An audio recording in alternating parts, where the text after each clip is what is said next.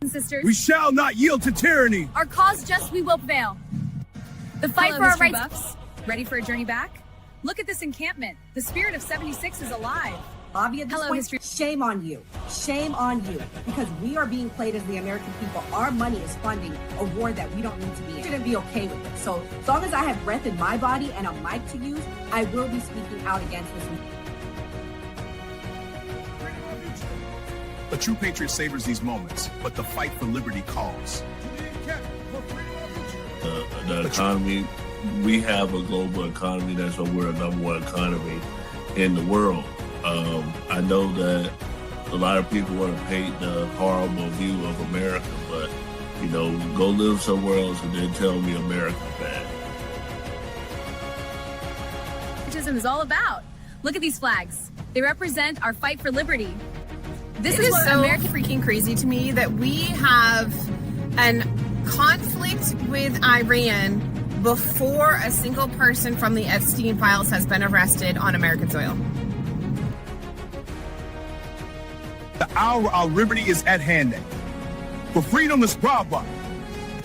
Brothers Hey, I and was sisters. working, man, you know, but it's good to see Rippy out there handling business, man. And again, hey, there's a lot of black Trump supporters, man. I mean, it feels good to see that, man. So I'm...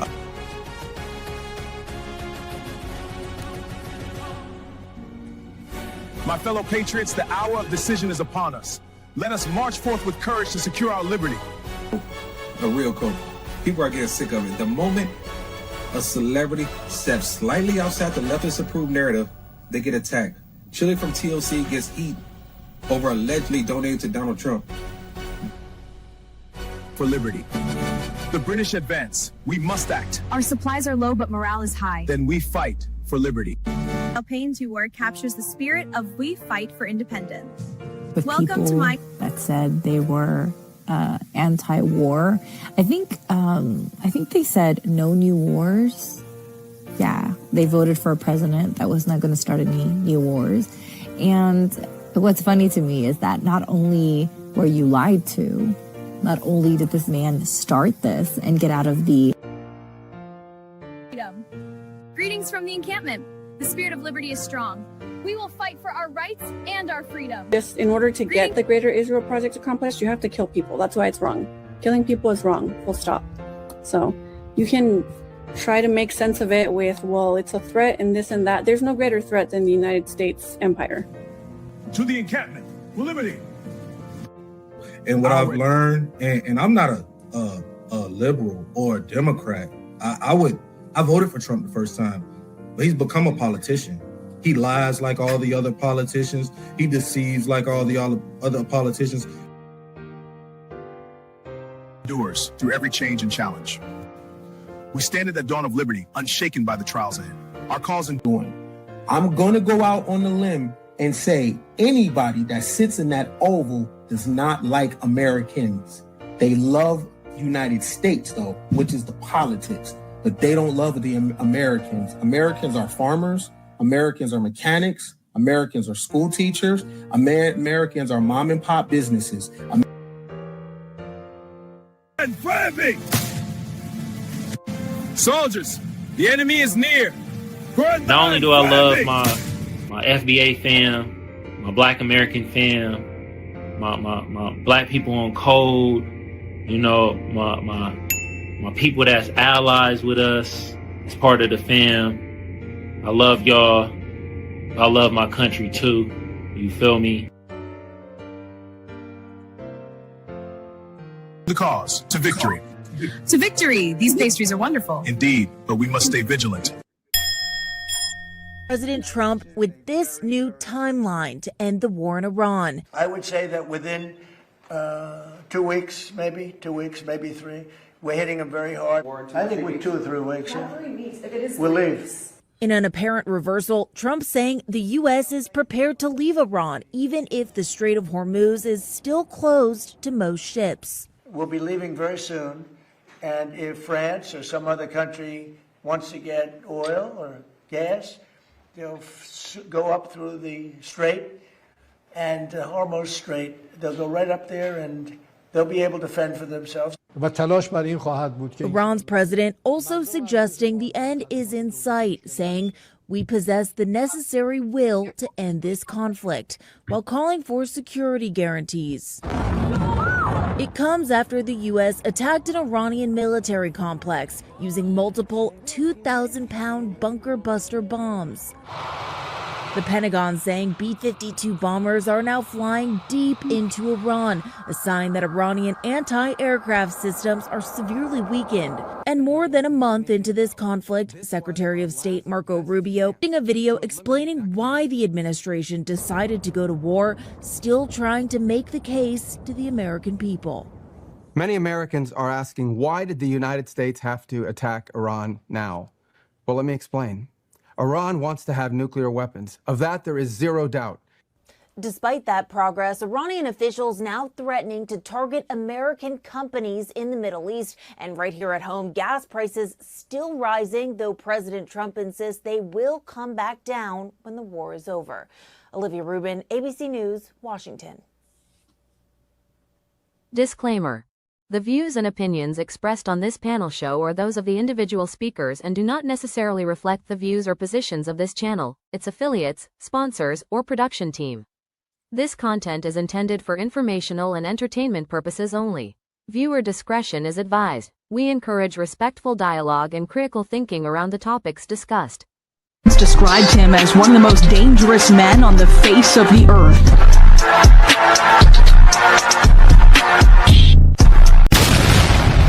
Welcome to the Man Cave. Welcome to the Man Cave. I'm Gray Mars. 85 Slim. I'm Kamal. Oh, you muted, bro. For sure. So what's going on tonight is Trump has a speech at 9 p.m. Eastern, and he's going to be addressing the nation. We don't know what he's going to be talking about, but most people think he's going to be talking about Iran and maybe declaring war. Kamal, welcome back to the Man Cave. I appreciate you coming on. Me and Skeptic called out. Do you think Trump is going to declare war tonight? I'm gonna be honest. I don't really know if he gonna declare war or not. But I'm be honest. I don't want him to declare war. But if he do, I want us to whoop ass. I'm tired of these people saying, "Oh, I want the Iranians and them to win." No, you don't. That's dumb as hell. Y'all keep people saying, "Oh, they want America to lose." That's the stupidest shit I've been hearing throughout the past couple weeks. No, you don't want America to lose. That's just Black Americans. Y'all better stop with that bull jive for real. So Trump said that he might be able to get a ceasefire with a new regime. Donald Trump just hinted at a potential ceasefire ahead of his primetime speech on Iran tonight. Here's what we know. Trump posted, Iran's new regime president, much less radicalized and far more intelligent than his predecessors, has just asked the United States of America for a ceasefire. We will consider when Hormuz Strait is open, free, and clear. The president told Reuters he will express disgust with NATO tonight. This after telling the Telegraph he is strongly considering pulling the United States out of the alliance after it failed to join the war on Iran. This comes after British Prime Minister Keir Starmer reiterated that they will not participate in the war and signaled that the impacts of the war will last a while. It is now clear that the impact of this war will affect the future of our country. Australia's Prime Minister Anthony Albanese struck a similar tone. The months ahead may not be easy. I want to be upfront about that. No government can promise to eliminate the pressures that this war is causing. We don't know how long this war will last, but what we do know is that Trump initially said the operation would last 4 to 5 weeks. We have now surpassed the month mark. So could his announcement today be an end to the war or an escalation? Reporting for Newsweek from Washington, I'm Leonardo. Slim, so you MAGA, what's your thoughts? Should there be a ceasefire or do we need this war with Iran? I'm an American first, man. American. But look, man, at the end of the day, I don't like war. I'm not with war, but I will stand for my country at the end of the day. There's no way in God's name I'm going against my own country. That's preposterous to me. Like, I can't even see it, to be honest with you. But if there's a ceasefire, God bless us. Do I think he's going to mention that tonight? Probably not. He's probably going to tell people to chill out because everybody gets scared every time there's a situation with Trump. But at the end of the day, he always handled the shit, man. And that's what I see. So we're in that situation again. So stay tuned. So there's a throwback clip on what Trump said about Iran. We go in and take over some of their oil, which is along the sea. How would you do that? Would you send in the Marines? Would you take a chance in a war? Let them have Iran. You take their oil. That's what I. How? How? I mean, do we want a war? What do you mean go we in, take their oil? You go in. You're How gonna have do a we war, go Barbara. in? You're going to have a war by being weak. Okay, how do we go in? What do we do? Excuse me. Yeah? You're going to have a war, and it's going to start in the Middle East. What if the Soviet Union said, you do this to Iran, we're going to come in? I don't believe they'd do it. The next time Iran attacks this country, go in and grab one of their big oil installations, and I mean grab it and keep it, and get back your losses, because this country has lost plenty because of Iran. We're never going to have another one of these guys. So ideologically So Ken, you talk about empire games, and the guy after that said Trump has been ideological consistent for years. So what's your thoughts on the war, and is this actually helping America? I don't see how. The only way this can help America is if our quality of life gets better. Like, how will we feel it? If we win, how will we be able to tell? Right? I'm curious about defense contractors. Do they win? Right? When you sell tanks and you sell missiles and arms, they profit, right? But how does the average American profit from us being over there? What changes about our life? You know what I'm saying? And when people, Slim said he's an American, but Americans aren't fighting. You know what I'm saying? So like, what does them fighting over there have to do with Americans when we didn't even have a say so in it? We don't have a say so at all. You know what I'm saying? Like, in the win, we don't benefit, but in the loss, we feel it. We feel the L, right? Gas price was a difference a month ago, bro. That's a fact. You know what I'm saying? Like, we feel the loss, but if we win, what's the play, bro? What's the play? So that's a good point that you made, Ken. So with other countries, NATO's not helping the U.S. in this war. Them to allow us to use their military bases, their answer is no. Then why are we in NATO? You have to ask that question. Why do we have billions and billions of dollars, hundreds of billions of dollars, over the years, trillions of dollars, and all these American forces stationed in the region if we can only use, in our time of need, we're not going to be allowed to use those bases. So I think there's no doubt, unfortunately, after this conflict is concluded, we are going to have to re-examine that relationship. We're going to have to re-examine the value of NATO and that alliance for our country. Ultimately, that's a decision for the president to make, and he'll have to make it. We're going to finish the job here. As I said, we're very, very close to achieving our objectives on all of these things that I've outlined. But I do think, unfortunately, we are going to have to re-examine whether or not this alliance that has served this country well for a while is still serving that purpose, or is it now become a one-way street where America is simply in a position to defend Europe, but when we need the help of our allies, they're going to deny us basing rights and they're going to deny us overflight? I think these are very legitimate questions that we need to be asking, and this are going to have to be very carefully examined after this conflict is over. Come on, should we withdraw from NATO? Man, every time I hear about NATO, NATO ain't doing shit. At this point, yes, please let's withdraw from them, because I'm just tired of hearing about these niggas, to be honest.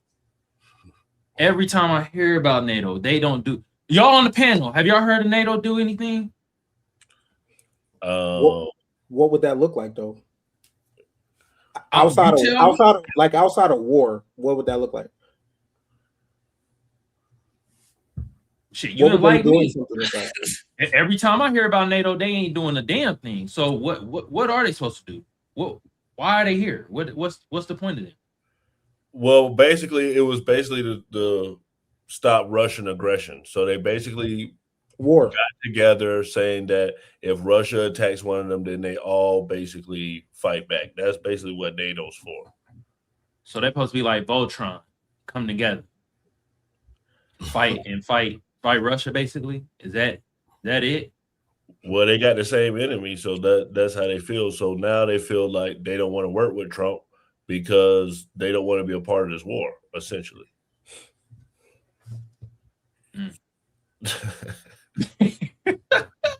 Well, I'm gonna play what Trump said towards a reporter when he was asked about it. Does Iran have to make a deal? Does Iran have to make a deal for the U.S. to end its operation in Iran? And No, have you spoken? no. And have Iran you doesn't spoken have to- directly with Iran anyone doesn't in have Iran? to make a deal. No. Yeah, I've spoken to a lot of people. It's a new regime. They are much more accessible. They are right. You know, they said we have a present for you, Mr. President, out of respect. I know, And they but said, you're wait a likely, minute, but would you you want me to believe- answer the question? You're a fresh person. You know, we've had a lot of problems with you, haven't we? No, they don't. You asked me a question. No, they don't have to make a deal with me. When we feel that they are, for a long period of time, put into the Stone Ages. Slim, I heard you laughing. Why does MAGA like that Trump is hostile to the press? It's not that he's hostile. He's straight up. You know, he's talking. Don't cut me off when I'm talking. Like, you know, that's just what it is. You know, at the end of the day, I love it because I look at all these protests. I look at all these TDS people, all these people looking for something negative on Trump. Every time I look up, he's still a fucking president. It's fucking amazing. So, yeah, I like things like that. Slim doesn't have no problem with this. If this is the reverse, and you make a Democrat do the same thing, it's uncouth. It's uncouth. It's unpresident like. It's classless. Yo, the MAGA people have no problem with what's going on right now, as long as it's not from the blue side. They're cool. Okay. I said it before. I'm gonna say it again. It's not the Democrats I have a problem with. It's today's Democrats I have a problem with. So keep that in mind. It's today's ideology. It's today's radical Democrats, the liberals, the crazies. You know what I'm saying? There's a lot of them out there. Let's be G. They're not thinking logical. You know, that Gray is a different type of Democrat. I can have a conversation with Gray. I can't have a conversation with another person that's a Democrat. They don't even want to speak the facts. They want to walk away. They want to yell. They want to start insulting you and calling you all type of coons and names. That's how they get away from the conversation. That shit is like normal. It's like they all programmed. Straight up. It's kind of like when you it's kind of like people on the right, when you question Israel, they automatically call you anti-Semitic, right? Kind of the same thing, right? I don't get into the Israel talks. I'm talking But I'm about, saying it's kind of the same. It's so the same crazies on that side, they kind of have the same behavior on the other side. that's your opinion. I'm asking. This is just based on observation, though. If that's your opinion. You know what I mean? Like the evangelical right, they're not crazies. But if that's your opinion. I'm asking a question. If that's your opinion. No, I'm asking. At the end of the day, is always something new. You know what I mean? At the end of the day. Same thing with the whole situation with TSA. Everybody was pissed off that nobody was getting paid. Now people trying to say it's illegal that he paying them. It doesn't matter. As long as Trump do it, it's going to be a problem. When they do it, it's all good. No, I'm just saying, just call it down the middle on both sides. You don't have it's clear fuckery right in front of your face, right? But it don't matter because you got to die on the hill that you voted, right? But I'm just saying, though, just call it down the middle the same way. It's clear fuckery. No new wars. No new wars. No I'm new wars. only calling it by experience. Okay, so Ken brought up Israel, so I'm gonna play this clip about Israel. What the Democrats are not doing with this is leading. The energy in their parties with the young people who learn everything about Israel on TikTok. They don't know shit. And their leaders are not standing up and saying, kids, you don't know what's going on here. Every war Israel has fought is a war of defense. Right. Every war, they were attacked first. Well, and they're not doing that. My pushback would have to be with traditional and conventional Democrats. Let's have just a speck of empathy for them in this regard. You got a younger generation of progressive Democrats that pretty much are making their influence felt. And then you've got the old guard that are at the mercy of them. They want to maintain power. And you want to sit up, you got to receive votes. Look at what happened in New York City. No disrespect, but do we really think that Zohran Mamdani was the most qualified candidate to be mayor of New York City? Come on now, we know better. I'm wishing him well. I'm not being disrespectful. He's smart, he's sharp, he's quick on his feet. I'm not disrespecting him in any way. But he had never done anything. You got a governor, a former governor, who was a 3-term governor, coasting to his fork before the scandal hit. You boot him out of office. He's qualified to get your support for 3 terms, en route to 4, to run the state. But you don't want to run in the city. And you're going to hand the reins to a 33-year-old he's also a communist.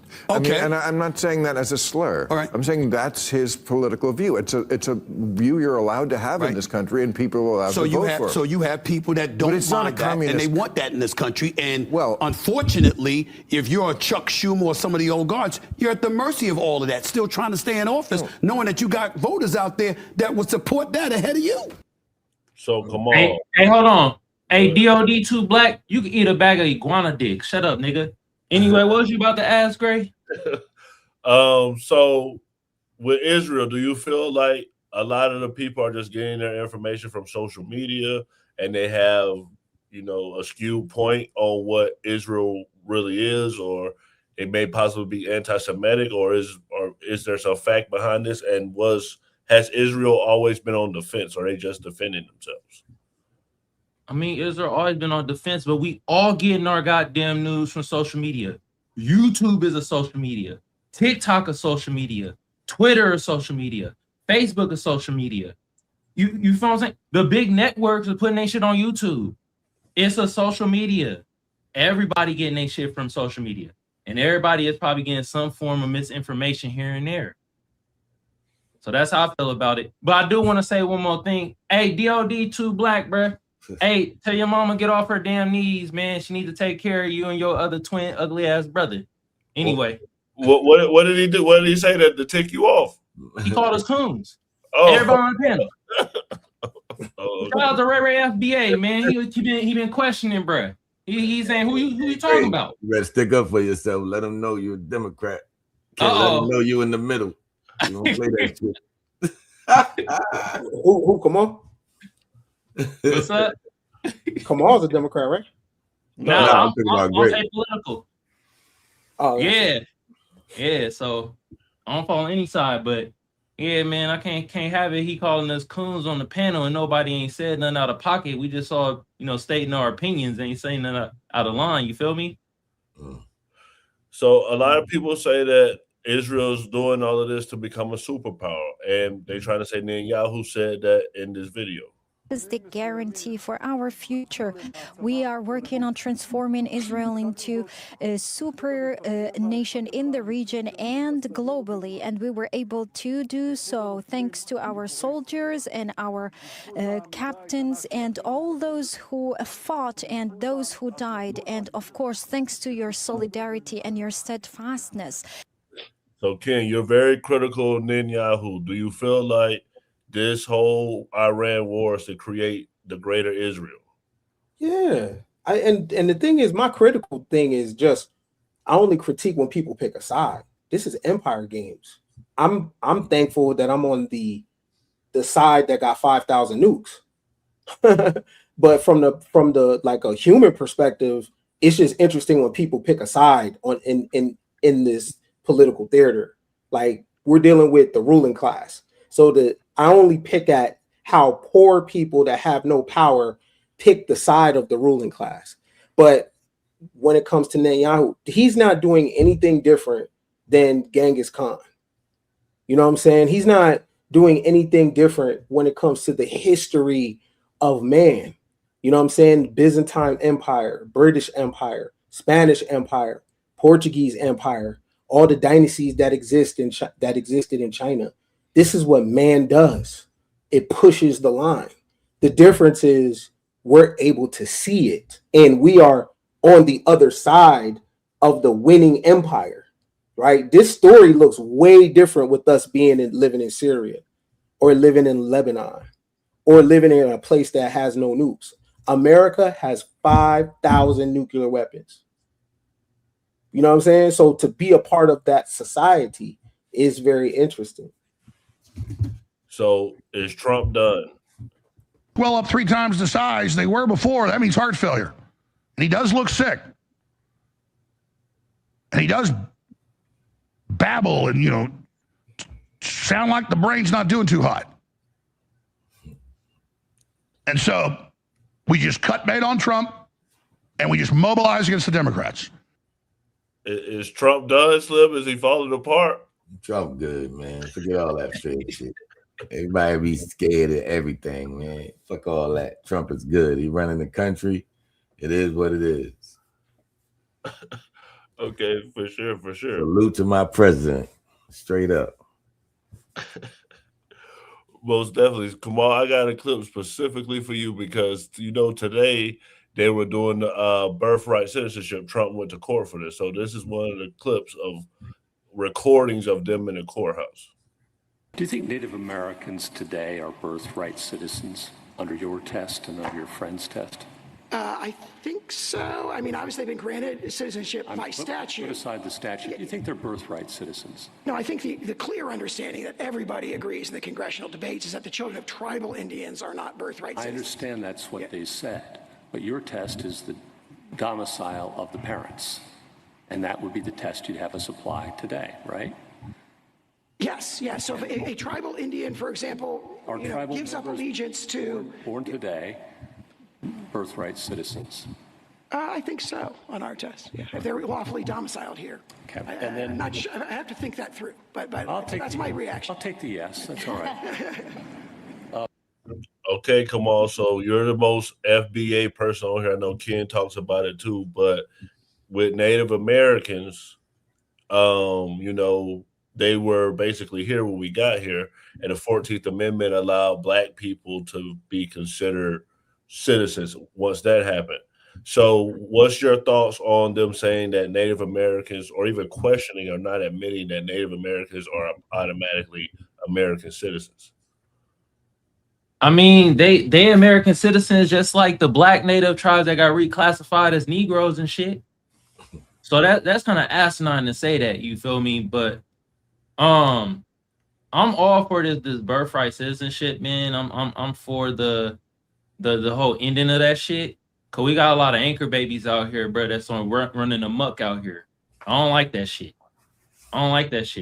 You feel me? Especially the way they be talking about us Black Americans and stuff like that. Nah.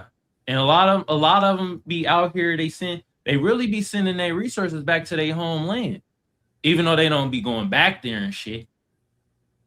You feel me? So that's how I feel about the birthright citizenship shit at the end of the day. So, Ken, you brought up gas. This is what Trump had to say about people having to pay high prices for gas. The first one that affects Americans here at home, gas prices. Today they hit $4. We're $4, yeah, and we have a country that's not going to be throwing a nuclear weapon at us in 6 months. But Americans are feeling the effects in the interim. And they're also feeling a lot safer. What is the plan to bring them back down? All I have to do is leave Iran, and we'll be doing that very soon, and they'll become tumbling down. And stock prices were up today almost to a record because they know 2 things. Number one, we have a safe country. We had to take a little detour because we had a madman named Khomeini who sadly is no longer with us. So, Ken, you brought up gas. How do you feel about Trump's response to high gas prices? It's always the same play. Ma'am, we're doing this to keep you safe. It's about your safety. We're the most armed public in the world. You know what I'm saying? Our country can do like espionage on America, and the way to infiltrate America is through culture. You know what I'm saying? Like Americans now say the universe and chakras and is into yoga. That's Eastern philosophy, right? So you invade America through culture, and over time the American fabric starts to shift. That's how but we're safe though, right? But it's always that we're doing this for your safety. They never talk about we're doing this for you're going to make more money. You're going to have a better quality of life. Your children are going to be financially literate, right? It's never you moving forward. It's never you having more social position in the game. Your class stays the same. And it's always a play of they go at your fear. right? Because they know Americans as a whole are a very uninformed public, and the way that we other people, right? So we have been watching movies with us at war with people in the Middle East forever. The terrorist is always from that region in the movies. So we're primed for that shit. So when he says we're keeping you safe, the public's brain is really turned off. We are the most armed public. So how are we keeping us safe for what? We have 5,000 nukes. We have 5,000 nukes. But the public is like, yeah, we're safe. No one's fucking with America on some invasion shit. So safe how? No, this is about Israel and Saudi Arabia. Makes sense. So this lady on CNN didn't want to criticize Iran. More troubling to me than a podcaster saying, should we be pushing for regime change, is the fact that you have Democratic candidates, a Democratic candidate in Michigan who basically in a leaked tape today said, I don't want to criticize the Ayatollah because too many constituents in Michigan are devastated that he's dead. So that's something that I think is much more concerning than Megyn Kelly. Democratic candidate. Yes, El Sayed from Michigan said there are a lot of people in Dearborn who are sad about his death. Because they're sad. I would much rather see a party have a debate than stay silent. Until that candidate in Michigan is commander-in-chief and actually can do something about the war, I'm going to give what Trump says and what the people around him say more important. I would like to see I do think that Ayatollah roundly condemned. I think that's something we should all agree on as Americans. No, Sure. nobody's ever not condemned the Ayatollah. But on the question of what the president of the United States but the problem is So Slim, you want me to give you good clips? This clip, the lady's criticizing the Democrats, saying that she didn't want to say anything about the Ayatollah, basically Iran, because it's a lot of Muslims that live in Michigan, in Dearborn, Michigan. Do you feel like that was a snowflake comment coming from a Democrat? Especially coming from her. It's always going to be snowflake. You know how that chick is. You know, she real fugazi, man. That girl's a cornball. So, I mean, the only real person on that show is Scott Jennings, and we all know it. The only reason that show should get views is because of Scott Jennings. So, everybody else on the dodo birds, following the plan, following the whole agenda of the Democrats. I sit back and I watch it. It's just like a movie to me. They all clowns, yo. Clowns. Straight up. So Democrats. They were talking about a politician that said that. I don't think what's that lady name? The dark skinned girl. I can't think of her name. But they was talking about some Democrat that was running for office saying that. But we just had No Kings on over the weekend, and some guy went out there and asked a girl a question about Iran. A little bit homophobic that was so focused on the Straits of Hormuz and not the gays of Hormuz. Yes, I agree. Yes, for sure. Why do you think they're willing to leave the gays of Hormuz behind? I think it's just historically, like, you know, gays have always been very discriminated against, which is wrong on so many levels. Even in war. Yeah, even in war. It just takes more reform in government, obviously, and then also educating society. Just feel like if we're going to go in there, we can't leave the gay people behind. I don't think we should go in there at all, but if we're going to, the gays of Hormuz, we could turn it into Fire Island. For sure. Did y'all get that joke? It was a corny joke, but did y'all get it? Man, I couldn't hear him through his list. Nigga, I had a struggle with hearing her. God damn. It's called a straight of Hormuz, so he kept saying the gaze of him Hormuz to try to like trick the girl. Wah wah. Yeah, I wish I had my sound effects. Wah, wah. Well, Ken, you talked about them occupying southern Lebanon, so this is what they had to say. תרומה של הפעולה, צה"ל התייצב במרחב ביטחון בתוך לבנון, בקו הגנה מול טילי הנ"ט, וישלוט ביטחונית בכל המרחב עד הליטני, כולל גשרי הליטני שנשארו, תוך חיסול כוחות רדואן שחדרו למרחב והשמדת כל אמצעי הלחימה שנמצאים שם. בנוסף, תאפשר באופן מוחלט חזרתם דרומית לליטני, שלמעלה מ-600,000 תושבי דרום לבנון שהתפנו צפונה עד שיובטח ביטחונם ושלומם של תושבי הצפון. כל הבתים בכפרים סמוכי הגבול בלבנון ייהרסו. So, Ken, you brought up Lebanon. What are your thoughts on this and the IDF and them trying to expand their borders?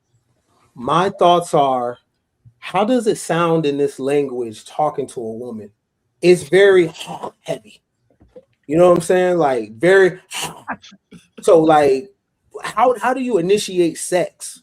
You know what I'm saying? Like, it's starting to really ping to me the people that want to destroy shit. Like when you think about their swag, the swag is just off. You know what I'm saying? You always fighting, you always killing, you always got conflict. You're never cool. You feel me? You ain't got no bitches. Because when you do, you ain't trying to do all this. And when you hear my man right there, it's very you know what I'm saying? Like, it's starting to make sense. Like, look at the dudes that want to go to war. They're never swaggy. They're never like, there's an aesthetic to the people that like this shit. There's an aesthetic to it for real. There's a swag to it for real. It looks the same. So that's the answer to that question of like, doesn't he sound like a dude from America that's on this shit? We're never chilling, bro. I'm 42 years old. We're never chilling. Never. It's always wartime. Always. Makes sense. So a lot of people think that the Iranian people are Arabs, but they're actually Persians. So I'll play this quick clip to show, their ancestry. And Arabs are not the same. Persians are the Aryan people of Iran, direct descendants of Indo-European tribes who migrated from the steppes, the exact same bloodline that shaped most of Europe. Arabs are Semitic, from the Arabian Peninsula. The difference is crystal clear in looks, language, and culture. Physically, Persians often have lighter skin, fair olive to pale, and striking colored eyes, green, blue, hazel. These traits link them straight to European genetics. Persian women are famous for their beauty, sharp, elegant features that turn heads everywhere. Language proves it. Persian, or Farsi, is Indo-European, in the same family as English, German, and French. Unlike guttural Arabic, a completely unrelated Semitic language, Persian took direct cues from French in vocabulary and style during modernization. It sounds and flows more like a European language than anything Arab. Culturally, Persians built one of history's greatest empires. They pioneered administration, science, and human rights concepts thousands of years ago. Today, they value education, poetry, and achievement above all. Iranian IQ scores run higher than most Arab countries, showing up in tech innovation, business success, and diaspora dominance in the West. Arabs have their own desert heritage, tribal roots, and Islamic expansion history, but it's a separate world. Persians are the European soul of the East, lighter-skinned, colored-eyed, beautiful, linguistically tied to France and the West, with a strong, high IQ culture that refuses to fade. The low IQ sand people you've been programmed to hate, that's not the Iranians. Know the difference. One is Aryan, one is not.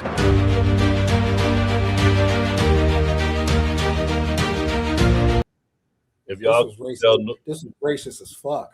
Yeah, that was Nora need to play that clip, so blame Nora. She wanted to Hey. put it right here. Look, Y'all niggas dumb as hell. my great grandmother was Jewish from Germany, so she wanted to. Damn. They say y'all ugly and dumb. Right. I'm like, damn, the Persians ain't have no brown on them, huh? It's hot as shit. It's hot as shit over there, but the men look like Billy Joel and the women look like Brooke Shields. Get out of here, man. Jamal, you always talking about delineation. Did that matter? Does it matter if they're classified as Europeans or Arabs? Yeah, before I get into that though, today I'm just clowning the chat today, you feel me? Butter sausage, you say we don't know history, but I do know the history of your mom, and she handled balls better than Kyrie Irving. Back to this shit. The delineation, actually, I was on a panel with somebody yesterday, and they were actually talking about how the Iranians are not Arabic and they're not Arabs and stuff like that. So this was actually a good clip because we do kind of get that mixed up from time to time. You feel me? Because I ain't gonna lie, I thought the Iranians were Arabs and shit like that. But learning this, I'm like, okay, a little history lesson, something to learn, you know? For sure. Something to really study from that region is Zoroastrianism. And actually Persians were actually conquered by the Arabs. That's why they got Islam there. Traditionally, that region was Zoroastrianism. And a lot of Zoroastrianism bled into Hebrew culture. You know what I'm saying? A lot of the principles about it, right? So just a quick theology and history lesson for people that are curious. Ancient Persia was into Zoroastrianism, and they were actually colonized by outsiders who came with Islam. That's how they became Muslim. But historically, that wasn't a Muslim place. All right, hold on. So Ken, I don't usually be on the panels with you, brother. I love your vocab, but I gotta ask you, bro. Spell whatever that word you just said. I can't, I can't even spell it. It's called Zoroastrianism. Dang. It's Z-O-R. Then I'm gonna fuck up the rest. It's after Zoroaster. Hell yeah. Hey, I do got a question though, and I don't know if y'all know it, but are most Iranians Muslim? Because I think that's what kind of I be getting confused with too. Are they mostly Muslims or are they a different religion? Yeah, it's an Arabic, not an Arabic state, but it's basically a Muslim state. Because I mean, they was pushing religion. In the 1970s, they wore like regular American clothes, and then they had a revolution where like Islam basically took over and like completely took over the government. Okay. Yeah. So Kid Rock had a helicopter come to his house, and we have all this military stuff going on. But here's the clip.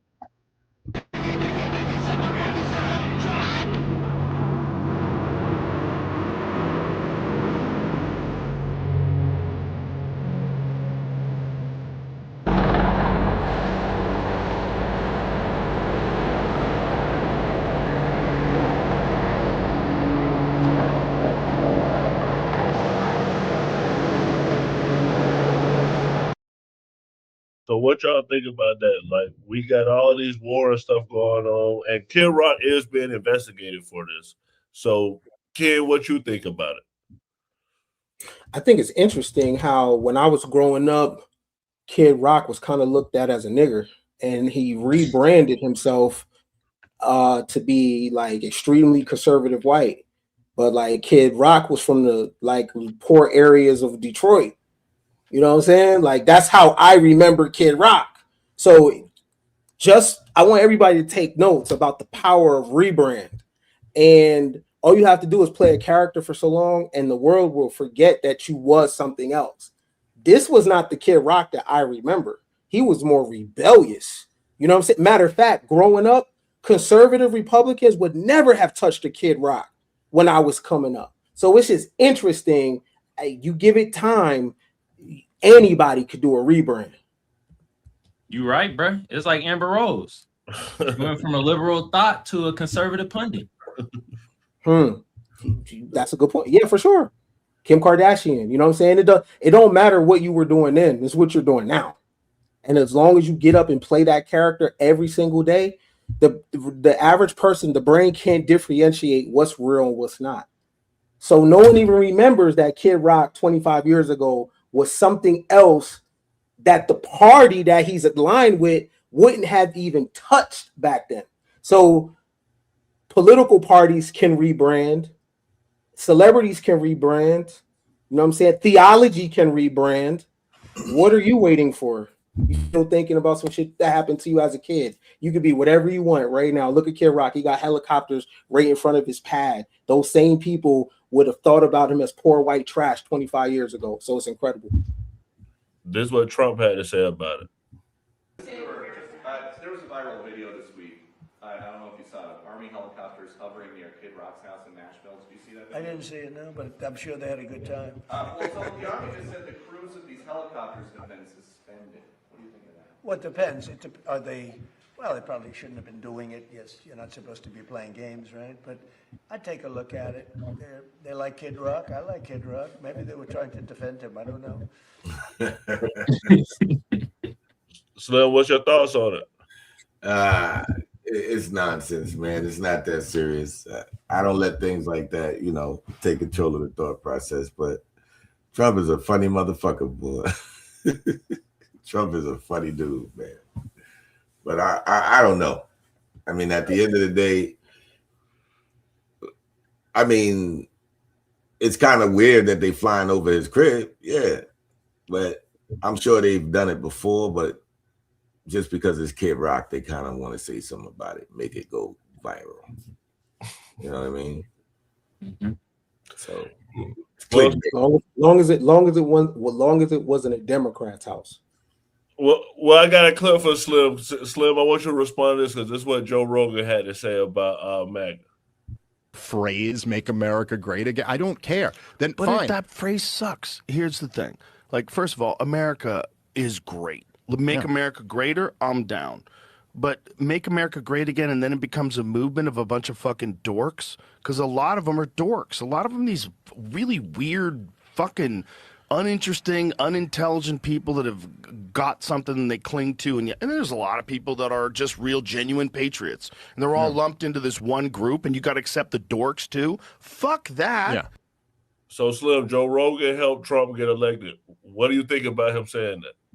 it's about separation. You separate yourself from the dodo birds. You respond to the things that's worthy.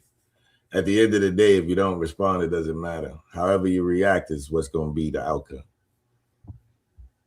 Like the girls say, it's T when you see them two fingers touching. They don't like to hear that. But what does the average MAGA person look like? Here we go back to swag and the cool factor. That shit is missing. You know what I'm saying? People are starting to, because Trump not going to be in office forever. What is the? I don't even know what that is. Like, what's the difference between MAGA and an American? Can somebody explain? What's the difference between MAGA and American? Yeah. I help you. That's a great question. An American is blues, Niagara Falls. An American is where hip hop started, the Bronx. It's the Hollywood Walk of Fame. You know what I'm saying? It's the mounds all across the Mississippi River. You know what I'm saying? It's grinders in Texas. What's a MAGA person? Xenophobic. You know what I'm saying? Uninformed for the most part. You know what I mean? They ain't really been about all of America and shook hands with people that represent America. They know one kind of people. You know what I'm saying? I'm not talking about Republicans. I'm not talking about Republicans. I'm talking about MAGA people that's looking for a fucking savior. Okay, you gotta have to point those out because I'm from the Bronx. You know MAGAs. I don't. I know MAGAs are the fact that a man said no new wars and they looked the other way. When the Epstein files came out, the man said, "What files?" They looked the other way. He said, "I'm gonna bring the price of eggs down." None of that shit has happened. They looked the other way. I'm not talking about Republicans. The same files that we would talk about years ago when MAGA people would call conspiracy theorists. Those files you're talking about. The same files we brought out back then. We've been talking about that shit for a while. I'm talking about the files when they dropped. He said it ain't no big deal. What files, right? I'm talking about the people that since the people have put a person on the pedestal. They only a big deal because he in office. It should have been a big deal when we was talking about it. It's a big deal because he was making it a big deal. No, he was making it a big deal. It should have been a big deal, period, because children were involved. I got you. But when we were talking about it, that's a different topic. That's a different topic. That is the Epstein files. Right. But he made it a big deal. He made it a talking point when he was campaigning, and he was making it a big deal. Released files that they should have released when they were in control. Regardless, he still released files, right? But the fact that y'all didn't see his name in there enough to incriminate him, it was a problem. My point is, there's a difference between a MAGA and an American. An American, yo, you red, you blue, you still my peoples. You an American. You know what I'm saying? You got the same religion. We come from the same, we went to the same schools. We watched the same family members, Family Matters, Martin. We listen to the same hip hop.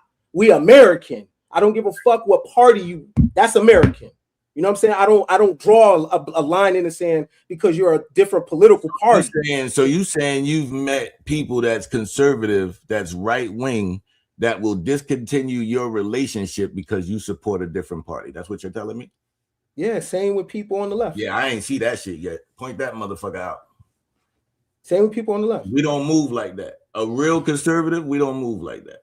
Only thing I hear, conversation.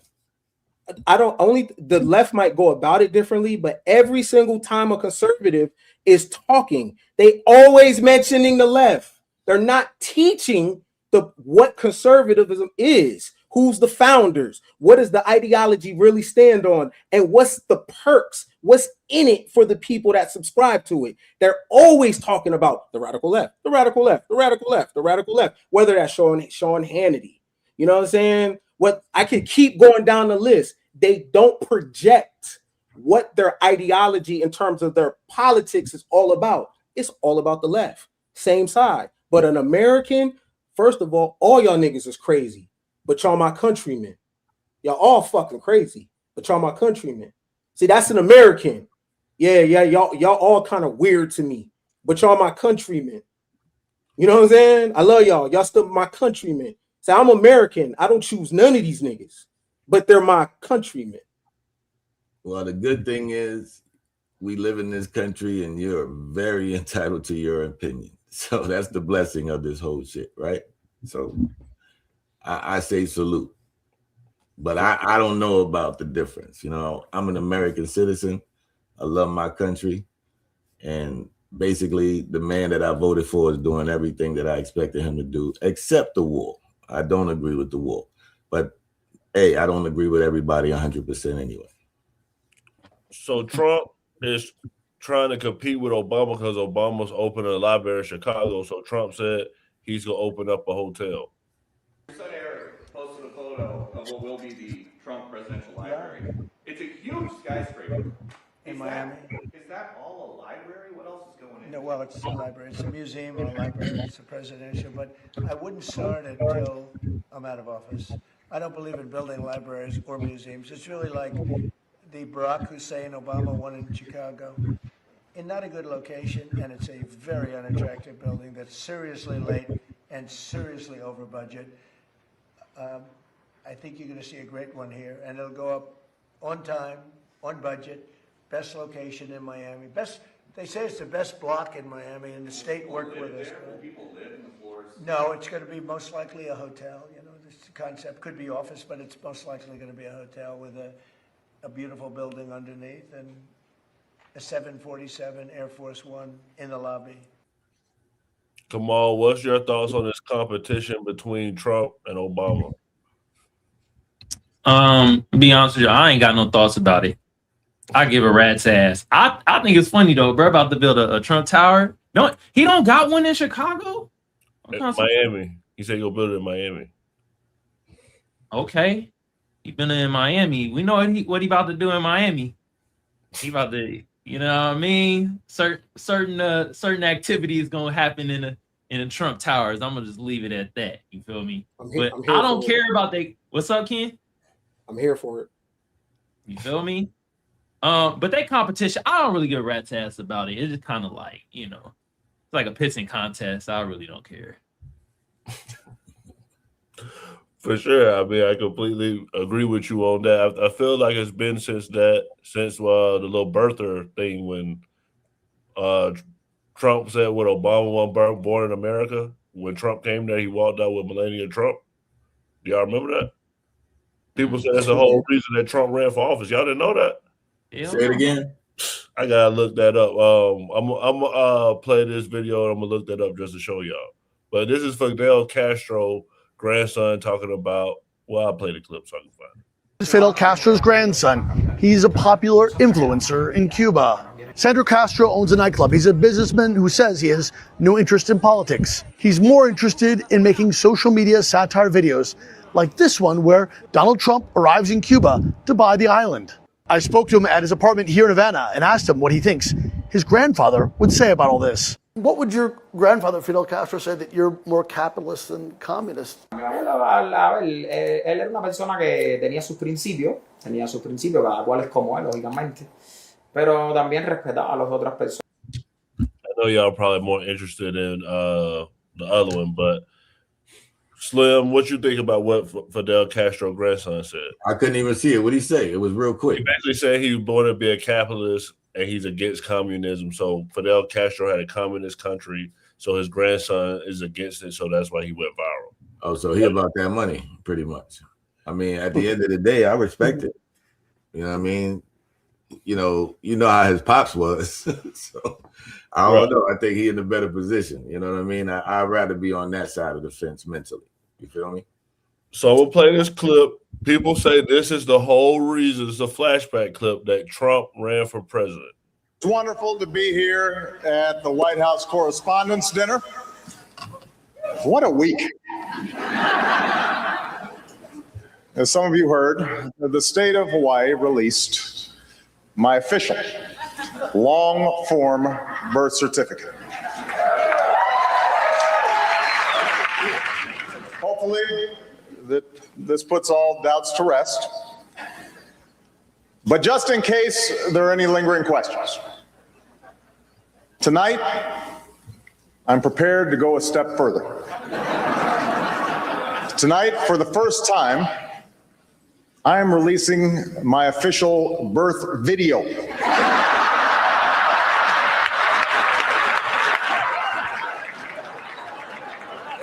Now, I warn you, no one has seen this footage in 50 years, not even me. But let's take a look.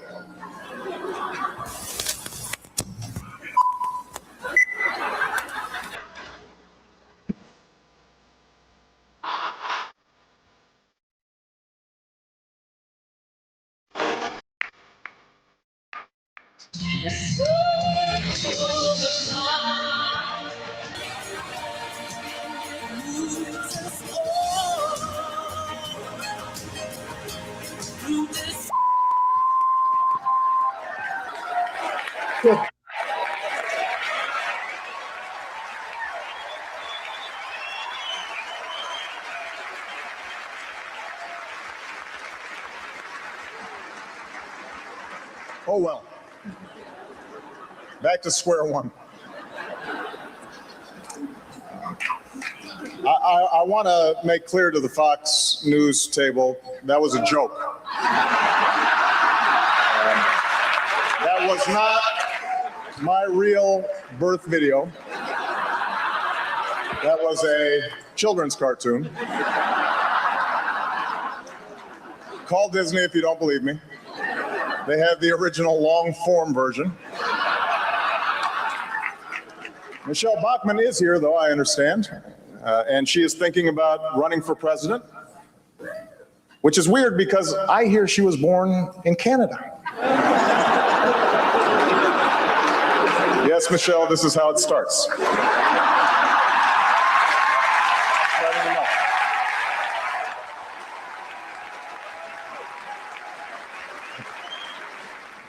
There's a vicious rumor floating around that I think could really hurt Mitt Romney.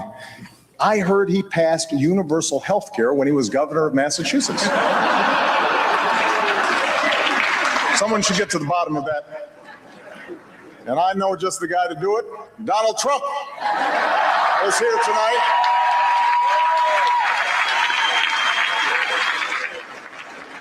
Now, I know that he's taken some flack lately. But no one is happier, no one is prouder to put this birth certificate matter to rest than the Donald. And that's because he can finally get back to focusing on the issues that matter. Like, did we fake the moon landing?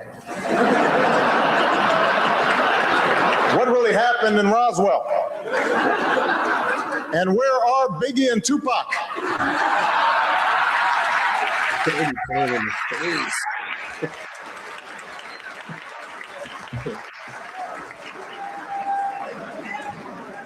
All kidding aside, obviously we all know about. This not political theater. Basically is. I see It's what you not. did, Gray. You played that clip for hell long. Obama had to clown it. God damn. But see, it don't. My fault, bro. Go ahead. Go ahead. I'm gonna put the speech on it, but go ahead. I was gonna say this is not political theater. First of all, like when they're on stage, they throw shit right in people's face. Oh, fake the moon landing. Oh, Roswell. Even though there's truth in a lot of that shit, right? But that's not political theater. These people supposed to hate each other. These people supposed to despise each other. For sure. Hey, Kamal, you peeped that though, right? You see how I break it down? Okay. Yeah, I saw it, bro. That's a big deal. I was trying to see. I'm proud of it. Yeah, And I don't know how it can be challenged. You'll probably challenge it. You may say, find a rogue judge. You get a lot of rogue judges, very bad people, very bad judges. But that's the only way that can be changed. And hopefully we'll win on appeal if it is. But I don't see how anybody can challenge it. I don't see how they can challenge it. And remember, it's about voter integrity. We want to have honest voting in our country, because if you don't have honest voting, you can't have really a nation, if you want to know the truth. Secretary Lutnick joining President Trump in the Oval Office to talk voter integrity at this very important signing just yesterday evening at the that war in Iran weeks ago. Here now is President Donald Trump.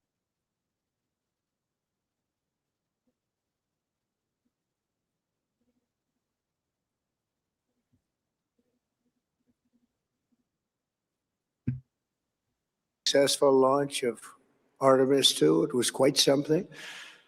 It will be traveling further than any manned rocket has ever flown and will very substantially pass the moon, go around it, and come back home from a distance that has never been done before. It's amazing.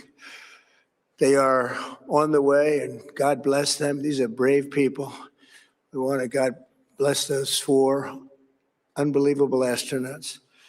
As we speak this evening, it's been just 1 month since the United States military began Operation Epic Fury, targeting the world's #1 state sponsor of terror, Iran. In these past 4 weeks, our armed forces have delivered swift, decisive, overwhelming victories on the battlefield. Victories like few people have ever seen before. Tonight, Iran's Navy is gone. Their Air Force is in ruins. Their leaders, most of them terrorist regime they led, are now dead. Their command and control of the Islamic Revolutionary Guard Corps is being decimated as we speak. Their ability to launch missiles and drones is dramatically curtailed, and their weapons, factories, and rocket launchers are being blown to pieces. Very few of them left. Never in the history of warfare has an enemy suffered such clear and devastating large-scale losses in a matter of weeks. Our enemies are losing in America, as it has been for 5 years under my presidency, is winning, and now winning bigger than ever before. Before discussing this current situation, I also want to thank our troops for the masterful job they did in taking the country of Venezuela in a matter of minutes. That hit was quick, lethal, violent, and respected by everyone all over the world. After rebuilding our military during my first term, we have by far the strongest military anywhere in the world. And now we're working along with Venezuela and are, in a true sense, joint venture partners. We're getting along incredibly well in the production and sale of massive amounts of oil and gas, the second largest reserves on earth after the United States of America. We're now totally independent of the Middle East, and yet we are there to help. We don't have to be there. We don't need their oil. We don't need anything they have, but we're there to help our allies. Tonight, I want to provide an update on the tremendous progress our warriors have made in Iran and discuss why Operation Epic Fury is necessary for the safety of America and the security of the free world. From the very first day I announced my campaign for president in 2015, I have vowed that I would never allow Iran to have a nuclear weapon. This fanatical regime has been chanting death to America, death to Israel for 47 years. Their proxies were behind the murder of 241 Americans in the Marine barracks bombing in Beirut, the slaughter of hundreds of our service members with roadside bombs. They were involved in the attack on the USS Cole, and they carried out the countless other heinous acts, including the just horrible, bloody atrocities of October 7th in Israel, something that most people have never seen anything like it. This murderous regime also recently killed 45,000 of their own people who were protesting in Iran. 45,000 dead. For these terrorists to have nuclear weapons would be an intolerable threat. The most violent and thuggish regime on earth would be free to carry out their campaigns of terror, coercion, conquest, and mass murder from behind a nuclear shield. I will never let that happen, and neither should any of our past presidents. This situation has been going on for 47 years and should have been handled long before I arrived in office. I did many things during my 2 terms in office to stop the quest for nuclear weapons by Iran first, and perhaps most importantly, I killed General Qasem Soleimani in my first term. He was an evil genius, brilliant person, a horrible human being, however, the father of the roadside bomb, and he lived just horrible what he did. Iran would have been perhaps in far better, stronger position. Had he lived, we would have had probably a different conversation tonight. But you know what? We'd still be winning and winning big. And then very importantly, I terminated Barack Hussein Obama's Iran nuclear deal, a disaster. Obama gave them $1.7 billion in cash, green cash, took it out of banks from Virginia, D.C., and Maryland, all the cash they had. He flew it by airplanes in an attempt to buy their respect and loyalty, but it didn't work. They laughed at our president and went on with their mission to have a nuclear bomb. His Iran deal would have led to a colossal arsenal of massive nuclear weapons for Iran, and they would have had them years ago, and they would have used them. Would have been a different world. There would have been no Middle East and no Israel right now, in my opinion, the opinion of a lot of great experts, had I not terminated that terrible deal. And I was so honored to do it. I was so proud to do it. It was so bad right from the beginning. Essentially, I did what no other president was willing to do. They made mistakes, and I am correcting them. My first preference was always the path of diplomacy, yet the regime continued their relentless quest for nuclear weapons and rejected every attempt at an agreement. For this reason, in June, I ordered a strike on Iran's key nuclear facilities, an Operation Midnight Hammer. Nobody's ever seen anything like it. Those beautiful B-2 bombers performed magnificently. We totally obliterated those nuclear sites. The regime then sought to rebuild their nuclear program at a totally different location, making clear they had no intention of abandoning their pursuit of nuclear weapons.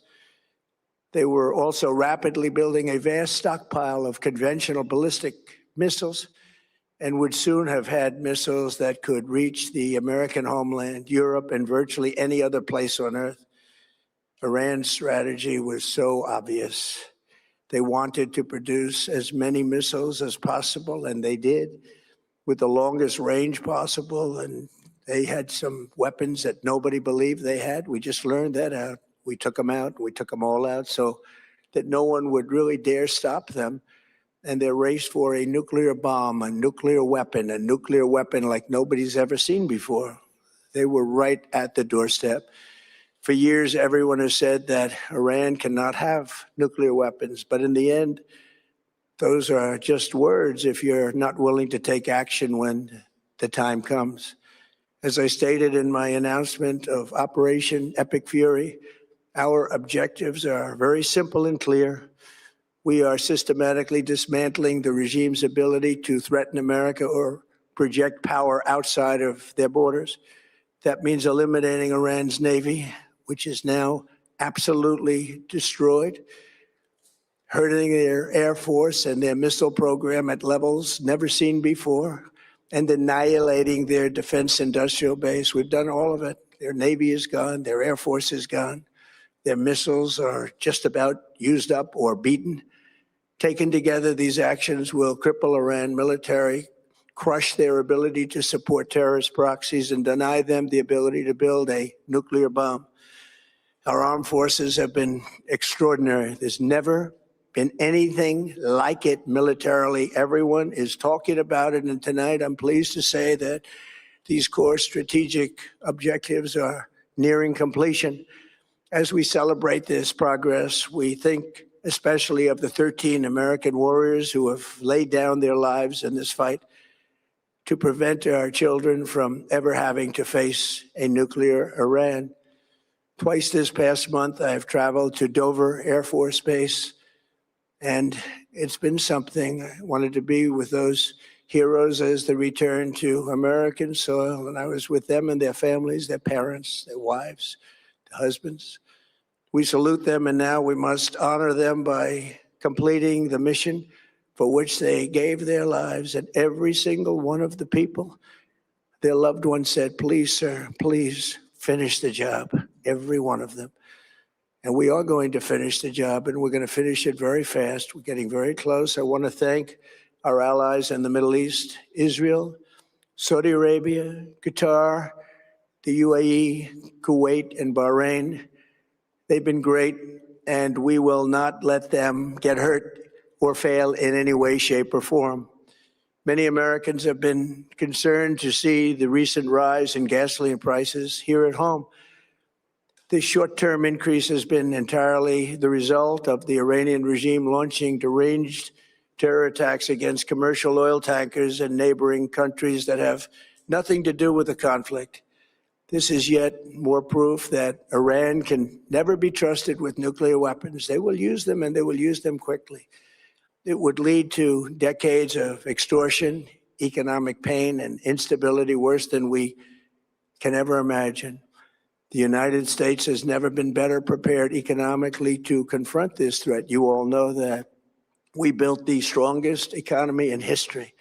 We're going through it right now, the strongest in history. In 1 year, we've taken a dead and crippled country. I hate to say that, but we were a dead and crippled country after the last administration and made it the hottest country anywhere in the world by far, with no inflation, record-setting investments coming into the United States, over $18 trillion, and the highest stock market ever, with 53 all-time record highs in just 1 year.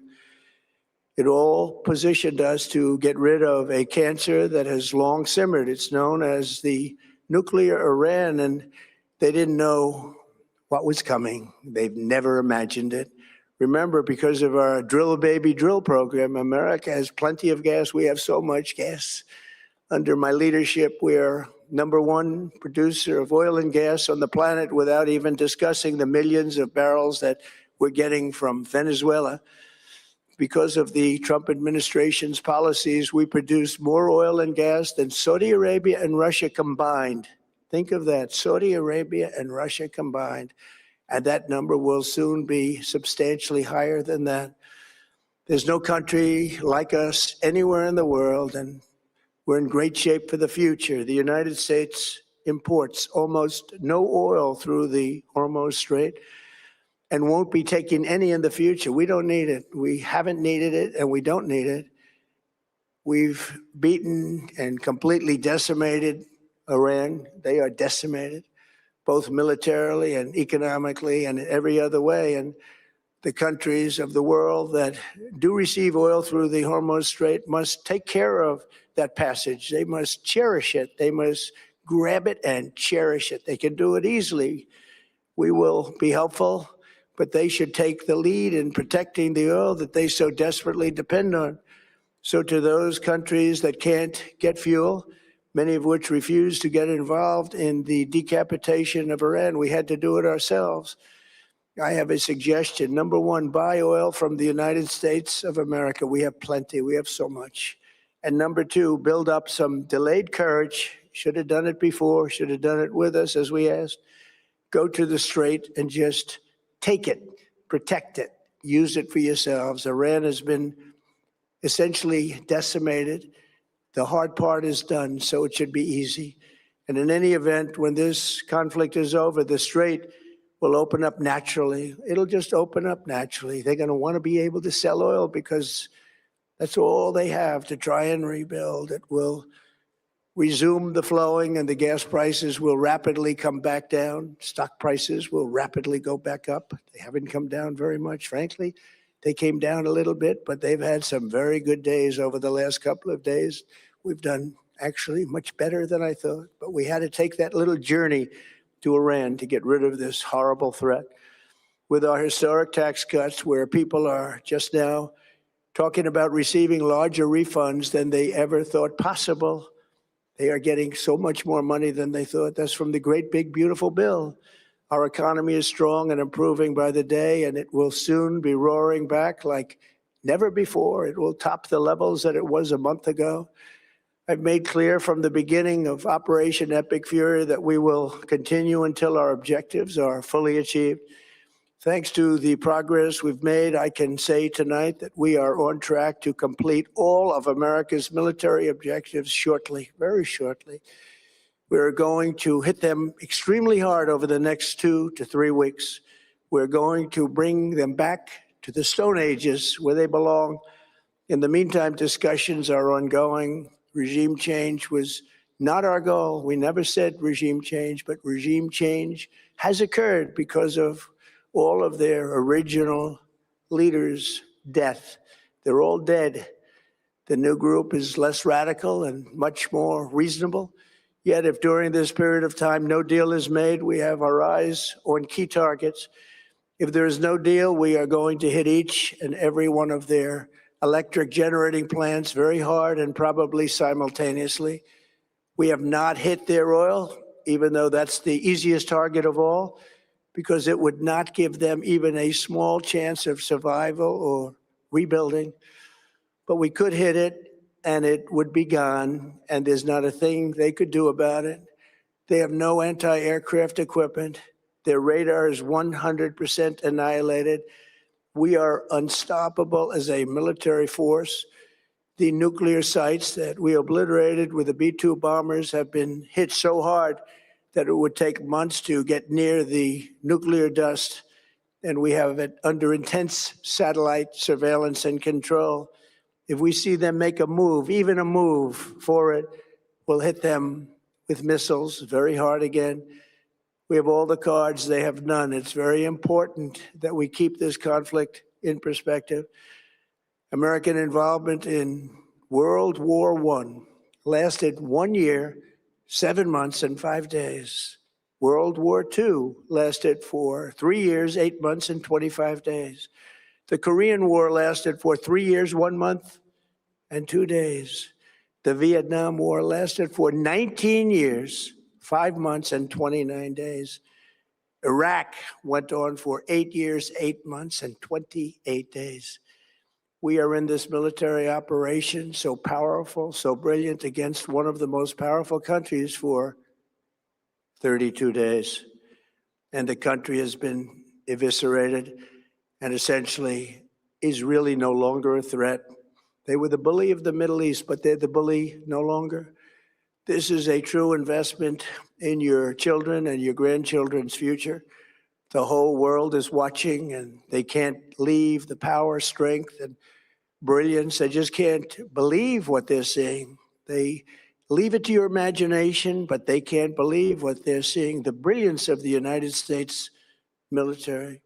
Tonight, every American can look forward to a day when we are finally free from the wickedness of Iranian aggression and the specter of nuclear blackmail. Because of the actions we have taken, we are on the cusp of ending Iran's sinister threat to America and the world. And I'll tell you, the world is watching. And when we do, when it's all over, the United States will be safer, stronger, more prosperous, and greater than it has ever been before. May God bless the men and women of the United States Armed Forces, and may God bless the United States of America. Thank you very much, and good night.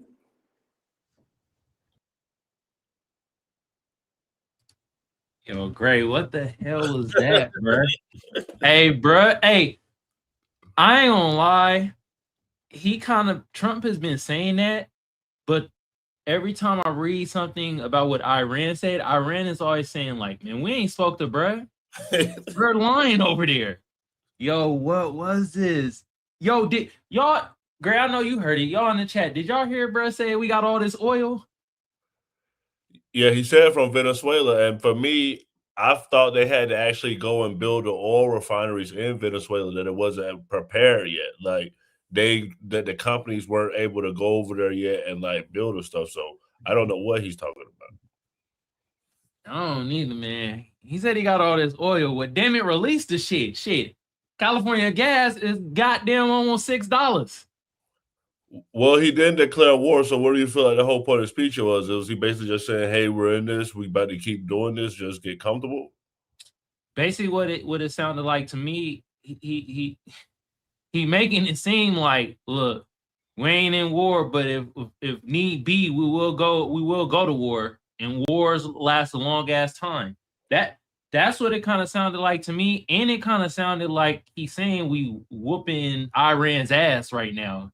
It felt like he was kind of saying, yo, we cool, we good over here, and Iran know what it is. That's what it sounded like.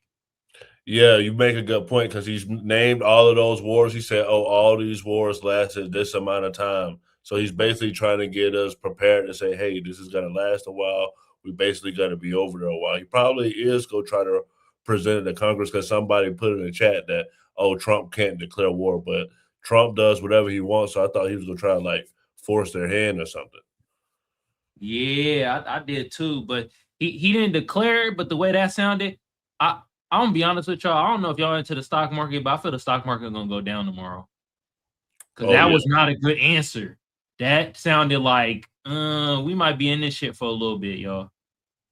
For sure. So me and Kamal will be back here tomorrow. We go break down Trump's speech. I'm pretty sure more information is going to come out about this. So if you're watching right now, hit that subscribe button and press that notification bell. Know we go live.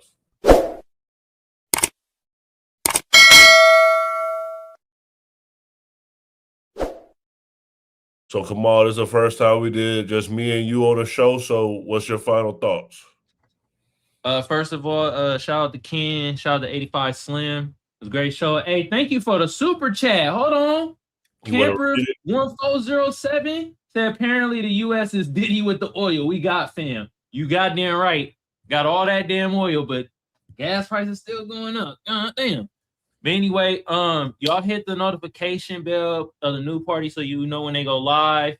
Hit them with a like and a share and a repost.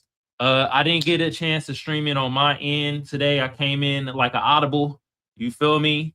But yeah, if y'all want to go follow me, Kamal Johnson. That's all y'all gotta do. Type in, hit your bro with a sub, a like, you know what I mean, and reshare my videos and all that good jazz. And yes, the chat, y'all's pretty funny today. Some of y'all was ignoramuses though. God damn. Every time y'all see black people on the panel, y'all be saying some outrageous shit sometimes. God damn. But the rest of y'all's pretty cool, bro. I appreciate the chat, you know, and I appreciate the man cave and stuff. And like today was the real man cave. I think this is the first time that there was actually only men on the show. God damn. Shout out to the ladies of the new party too, you feel me? But y'all know y'all been redecorating the man cave. Y'all been no, this needs to go over here. This needs to go over here. It's like, all right, for sure. But yeah, yeah, that's really all I gotta really say, man. This was a great show today. And I don't know about y'all, but the way Trump sounded, that didn't sound too good to me. I'm gonna be honest with y'all. That sounded kind of wishy-washy, to be honest. You feel me? So yeah. For sure. So my final thoughts, like I said, we do this every Monday through Thursday at 8 p.m. Eastern. We will be talking about this again tomorrow and about the gas prices and about everything Trump said. So we keep you up to date on everything going on. Thank you for watching the speech with us. We know you could have watched it anywhere else. Go ahead. Hold on, Greg. I gotta say something I'm sorry, but today must be the day of me shitting on the chat.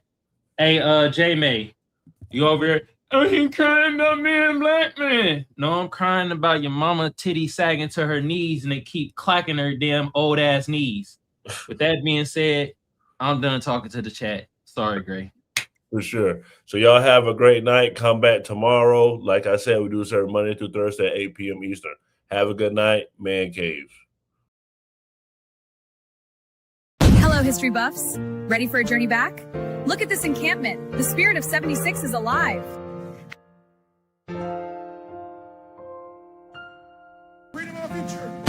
A true patriot savors these moments, but the fight for liberty calls. To the encampment for freedom of our future. For liberty. This is what American patriotism is all about. Look at these flags. They represent our fight for liberty.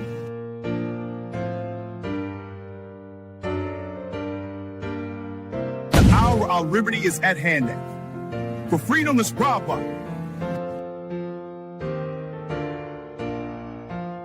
Secure our liberty. My fellow patriots, the hour of decision is upon us. Let us march forth with courage to secure our liberty. Welcome to my colonial home. Today, Del Payne's work captures the spirit of we fight for independence.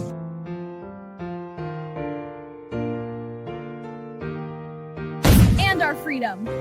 Greetings from the encampment. The spirit of liberty is strong. We will fight for our rights and our freedom.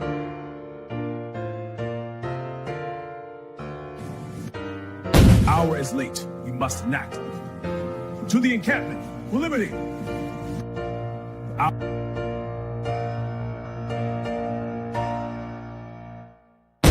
Through every change and challenge. We stand at the dawn of liberty, unshaken by the trials ahead.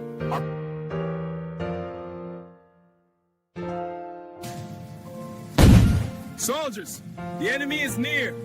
Front line, fire me!